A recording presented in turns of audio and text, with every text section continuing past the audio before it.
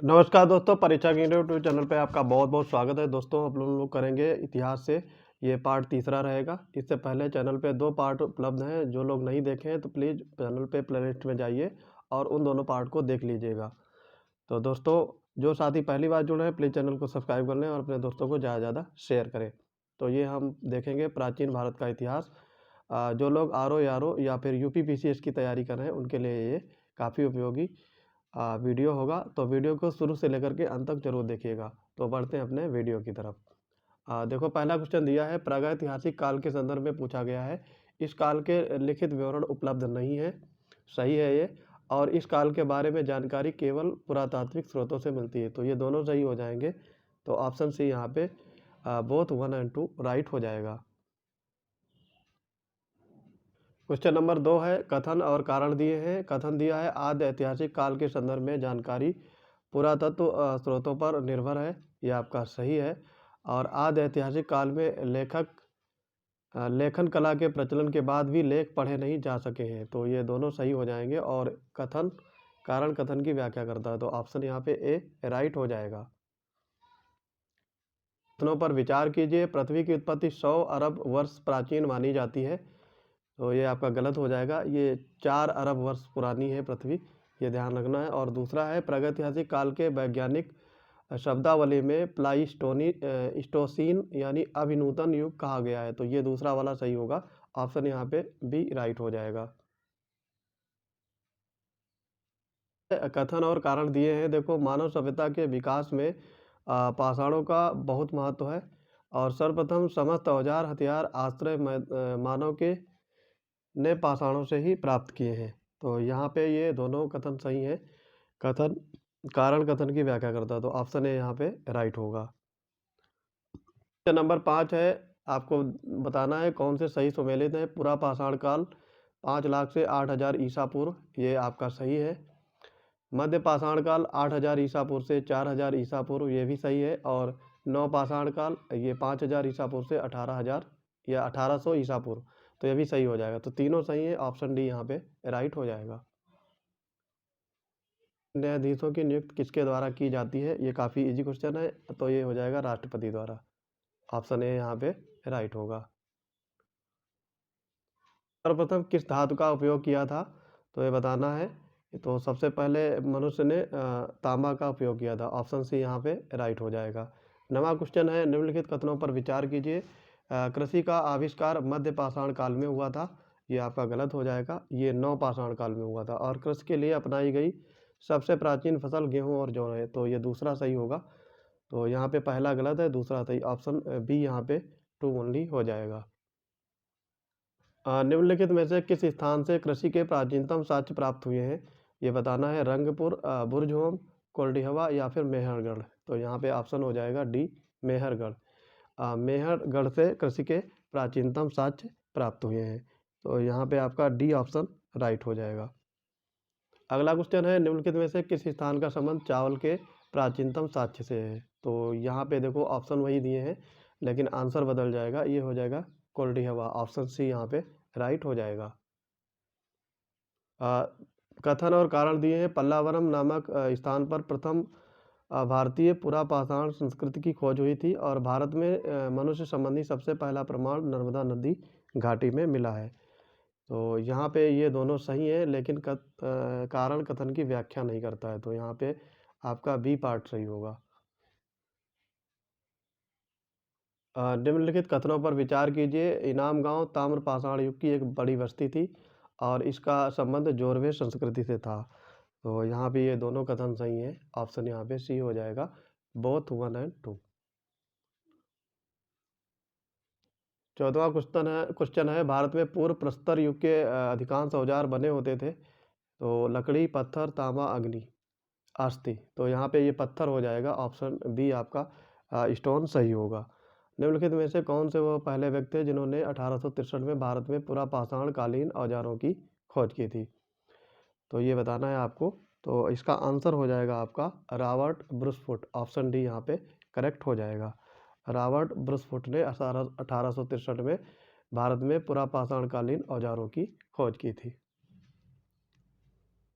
भारत का सबसे प्राचीन नगर था मोहनजोदड़ो, इनाम गांव, मेहरगढ़, काशी। तो आंसर इसका होगा मोहनजोदड़ो। ऑप्शन ए यहाँ पे राइट हो जाएगा। 17वां नंबर है, निम्नलिखित में से किस पुरातात्विक स्थल से कपड़े की छपाई के अवशेष प्राप्त हुए हैं? जखेड़ा, कोल्डी हवा, नेवासा या अतरंजी खेड़ा। तो यहाँ पे आंसर होगा अतरंजी खेड़ा। ऑप्शन डी यहाँ पे राइट हो जाएगा। नेवासा से आपको सूती कपड़े के साक्ष्य मिले हैं, कोल्डी हवा से चावल के साक्ष्य, और जखेड़ा से आपको लोहे का हंसिया, कुदाल और ताम चूड़ियाँ। तो ये जखेड़ा से मिली है। तो यहाँ पर ऑप्शन डी आपका राइट हो जाएगा। अगला नंबर है, पुरा पाषाण काल में जीव जिससे मानव परिचित था? बंदर, मछली, हाथी। तो यहाँ पे आंसर होगा बंदर और हाथी। ऑप्शन 1 और 3। तो 1 और 3 ऑप्शन बी राइट हो जाएगा। निम्नलिखित कथनों पर विचार कीजिए। 5 लाख वर्ष पूर्व से 8000 ईसा पूर्व तक की अवधि को नवपाषाण काल कहा जाता है, और ये विभाजन उस समय मानव द्वारा प्रयुक्त औजारों के आधार पर किया गया था। तो ये बताना है आपको। तो ये आपका 5 लाख वर्ष ईसा पूर्व से 8000 ईसा पूर्व तक ये नवपाषाण काल नहीं था, ये पुरा पाषाण काल था। तो पहला गलत होगा, दूसरा सही हो जाएगा। तो यहाँ पे ओनली 2 होगा। ऑप्शन बी राइट हो जाएगा। निम्नलिखित कथनों पर विचार कीजिए। सोहन नदी घाटी से पुरा पाषाण उपकरणों की खोज के डी.एन. वाहिया ने की थी, और राजस्थान के थार मरुस्थल के डिडवाना क्षेत्र से पुरा पाषाण कालीन पुरातात्विक वस्तुएं प्राप्त हुई हैं। तो ये बताना है आपको। तो इसका आंसर हो जाएगा आपका सी, यानी दोनों ये सही है। तो ये आपको ध्यान रखना है। सोहन नदी घाटी से पुरा पाषाण उपकरणों की खोज डी.एन. वाहिया ने की थी, और राजस्थान के थार मरुस्थल के डिडवाना क्षेत्र से पुरा पाषाण कालीन पुरातात्विक वस्तुएं प्राप्त हुई हैं। तो बोथ 1 एंड 2 होगा यहाँ पे। पुरा पाषाण कालीन स्थल भीमबेटका निम्नलिखित में से किस राज्य में स्थित है? ये बताना है। राजस्थान, गुजरात, मध्य प्रदेश या फिर बिहार। तो भीमबेटका ये आपका मध्य प्रदेश में स्थित है। ऑप्शन यहाँ पे सी राइट हो जाएगा। 22 नंबर है, निम्नलिखित कथनों पर विचार कीजिए। दक्षिण भारत से हमें पुरा पाषाण युगीन बस्तियों के कोई साक्ष्य प्राप्त नहीं हुए हैं। तो ये गलत है, यहाँ से साक्ष्य मिले हैं। और बंगाल में दामोदर नदी के तट पर पुरा पाषाणी अवशेष मिले हैं। तो ये आपका सही होगा। तो यहाँ पे आपके ऑप्शन होंगे 2, ओनली 2 आपका करेक्ट होगा। पुरा पाषाण काल के संदर्भ में बताना है कौन से कथन सही है। इस काल के मानव को चमकीले पत्थर के मानव भी कहा गया, और इस काल के मानव ने कृषि करना सीख लिया था। तो ये बताना है आपको। तो यहाँ पे ये पहला वाला सही हो जाएगा, क्योंकि कृषि करना सीखा था नवपाषाण काल के, ना कि पुरा पाषाण। तो पहला सही होगा, ओनली 1 यहाँ पे करेक्ट हो जाएगा। सूची 1 को सूची 2 से मिलान करना है। आदमगढ़, चिरांद, हस्तिनापुर, बुर्ज-होम, पशुपालन का प्रथम साक्ष्य, हड्डी के औजार, कांच की चूड़ियाँ, गर्त आवास। तो आदमगढ़ जो है ये आपका मैच होगा। पशुपालन के साक्ष्य सही है। चिरांद, हड्डी के औजार ये भी सही सुमेलित है। हस्तिनापुर, कांच की चूड़ियाँ, और बुर्ज-होम, गर्त आवास, तीनों ये सही सुमेलित हैं चारों। तो ऑप्शन यहाँ पे पहला वाला सही हो जाएगा। 1, 2, 3, 4। मध्य पाषाण काल के संदर्भ में बताना है। निम्नलिखित कथनों पर विचार करना है। ये काल पुरा पाषाण काल व नव पाषाण काल के मध्य का संक्रमण काल है। सही है। और इस काल में पत्थर के औजार का प्रयोग नहीं किया जाता था। तो ये आपका गलत हो जाएगा। पत्थर का प्रयोग होता था। तो ऑप्शन यहाँ पे पहला सही होगा, ओनली 1। नंबर बताना है। मध्य पाषाण काल के संदर्भ में निम्नलिखित कथनों पर विचार कीजिए। इस काल तक हिमयुग पूरी तरह से समाप्त हो चुका था, और इस काल में जलवायु गर्म तथा आर्द्र हो चुकी थी। तो यहाँ पे बताना है। ये दोनों कथन आपके सही हो जाएंगे। ऑप्शन सी यहाँ पे राइट होगा। सूची 1 को सूची 2 से मिलान करना है। राजस्थान, मध्य प्रदेश, उत्तर प्रदेश, गुजरात। तो यहाँ पे बताना है आपको सही मैचिंग। तो राजस्थान ये आपका हो जाएगा बागौर, मध्य प्रदेश ये आदमगढ़, उत्तर प्रदेश महदहा, और गुजरात लंगनाच। तो यहाँ पे 2, 3, 4, 1 ऑप्शन सी यहाँ पे राइट हो जाएगा। नामक मध्य पाषाण कालीन स्थल किस राज्य में है? राजस्थान, मध्य प्रदेश, उत्तर प्रदेश, पश्चिम बंगाल। तो वीरभानपुर नामक मध्य पाषाण कालीन स्थल ये पश्चिमी बंगाल से में अवस्थित है।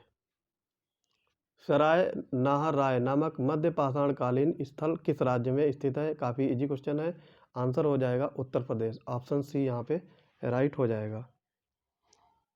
फिर तीसवां है, निम्नलिखित कथनों पर विचार कीजिए। सराय नाहर राय में पशुओं की अधजली हड्डियां मिली हैं, सही है। और महाधार से गर्द चूल्हे का साक्ष्य मिला है, तो ये दोनों कथन आपके सही होंगे। ऑप्शन सी यहाँ पे राइट हो जाएगा। सही सम्मिलित है, पूछा गया है पुरातत्व स्थल साक्ष्य, सराय नाहर राय स्तंभ गर्त के साक्ष्य, चौपनी मांडो झोपड़ी के साक्ष्य, आदमगढ़ पशुपालन के साक्ष्य और बागौर सोने की वालियाँ। तो यहाँ पे ये तीनों ऊपर के सही हो जाएंगे। बागौर है, यहाँ पे पशुपालन किया जाता था, ये राजस्थान में है, तो यहाँ पे डी वाला गलत हो जाएगा। तो यही आपसे पूछा गया है, सुमेलित नहीं है, तो ऑप्शन डी यहाँ पे राइट हो जाएगा। नवपाषाण काल के संदर्भ में निम्नलिखित कथनों पर विचार कीजिए। इस काल में पॉलिशदार औजार प्राप्त होते हैं और इस काल में गांव में बसने वाली संस्कृतियों का उदय हुआ है। तो ये बताना है आपको कौन से इसमें कथन सही होंगे।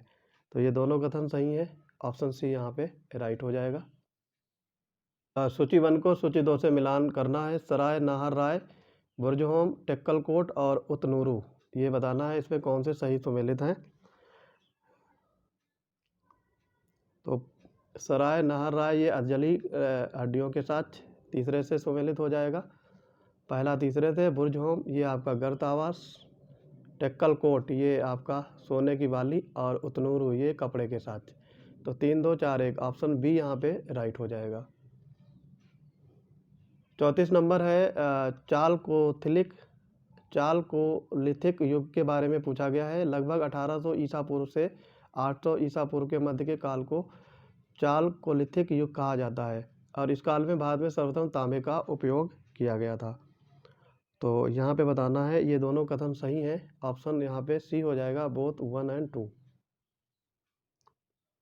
निम्नलिखित में से किस संस्कृति का प्राचीन नाम ताम्रवती है?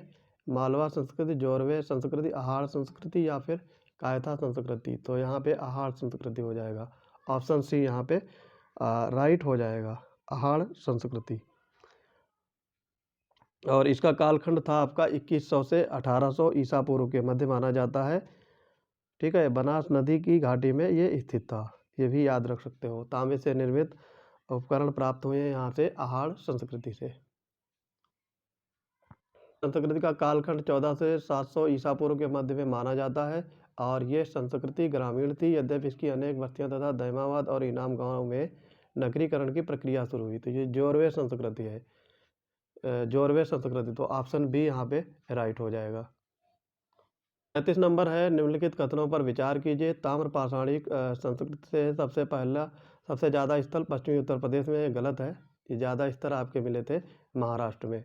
और नवदा टोली के उत्खनन में सभी अनाजों के साक्ष्य मिले, ये वाला सही हो जाएगा। तो केवल 2 सही होगा, ओनली 2 है। कथन दिया है 1200 ईसा पूर्व के लगभग ताम्रपाषाणिक संस्कृति विलुप्त हो गई और कारण दिया है ताम्रपाषाणिक बस्तियों के लुप्त होने का प्रमुख कारण अत्यल्प वर्षा माना जाता है। तो ये दोनों कथन सही होंगे और कारण कथन की व्याख्या भी करता है, तो यहाँ पे पहला वाला सही हो जाएगा। 40 दिया है, कौन से कथन सही नहीं है? तो पहले सारे पढ़िएगा। सभी ताम्रपाषाण समुदाय चाकू पर बने काले व लाल मृत्युहांडों का प्रयोग करते थे, ये सही है आपका। और ये है चित्रित मध्यभांड का प्रयोग सबसे पहले पुरापाषाणिक लोगों ने किया था, तो ये आपका गलत हो जाएगा।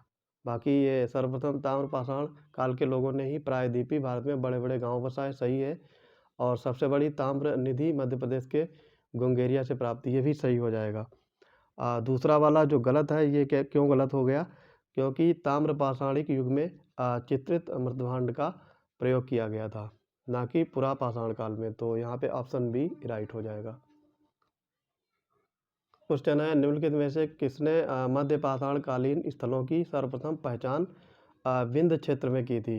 तो यहाँ पे ऑप्शन है पीटरसन, डी टेरा, एल कैविज और सी कार्लाइल। तो यहाँ पे आंसर हो जाएगा सी कार्लाइल।